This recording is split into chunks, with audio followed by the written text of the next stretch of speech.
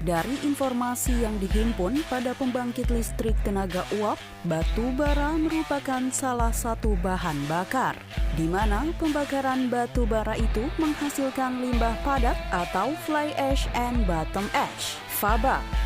Kepada titik kata di Gedung 720 Kawasan Sains dan Teknologi B.J. Habibie, Selasa 11 Juni 2024, peneliti senior Badan Riset dan Inovasi Nasional, BRIN, yang juga mantan Kepala Kepala Badan Tenaga Nuklir Nasional, Batan 2012-2018, Profesor Dr. Jarod S. Wisnubroto, menjelaskan perihal terkait. FABA itu adalah fly ash dan bottom ash. Fly ash dan bottom ash itu biasanya dikeluarkan dari PLTU batubara. Jadi ketika pembakaran batubara, mereka akan menghasilkan namanya fly ash yang akan keluar lewat cerobong. Di samping itu ada juga abu yang ada di bawah. Dulu peraturan yang lama tahun 2014 itu PP 101 2014 itu menganggap FABA itu adalah B3, termasuk B3. Jadi orang tidak boleh sembarangan membuang. Pengusaha PLTU harus menangani sebagai limbah B3 karena dianggapnya di situ ada radioaktifnya, ada logam beratnya, dan ada mungkin organik yang berbahaya. Tapi kemudian di PP 2021, PP 22 itu sekarang bukan dianggap sebagai limbah B3 lagi. Namun pengusaha wajib mengelolanya dan memanfaatkan kembali. Jarod juga menyampaikan bahaya FABA terhadap kesehatan.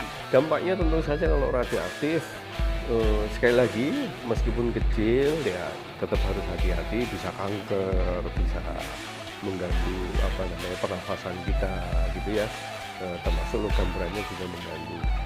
Kemudian juga itu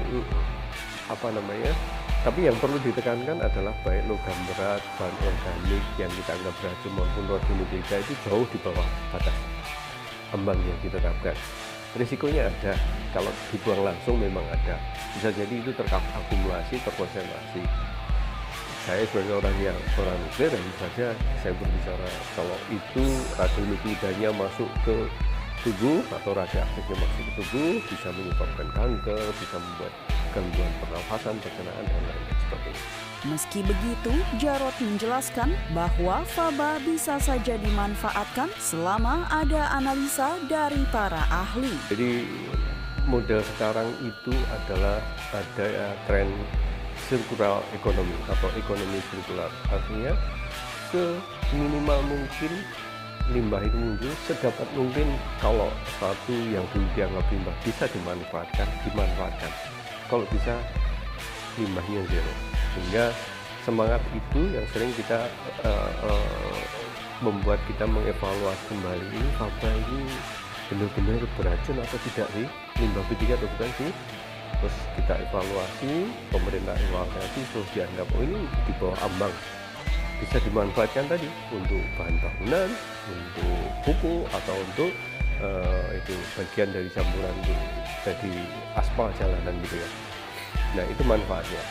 Nah tentu saja pengusaha wajib untuk menggunakan klausul pemanfaatan itu, jangan sembarangan dibuang. Kalau dibuang otomatis ya mungkin punya potensi bahaya, radioaktif, ada bahayanya, ada uranium, ada thoriumnya, kalau itu radionuklida, tapi kecil sekali sih. Mungkin juga ada logam beratnya di situ, dan mungkin juga ada beberapa organik. Tetapi sekali lagi selama ini yang dianalisis oleh para ahli, dianggapnya itu masih di bawah ambang batas yang ditetapkan oleh pemerintah.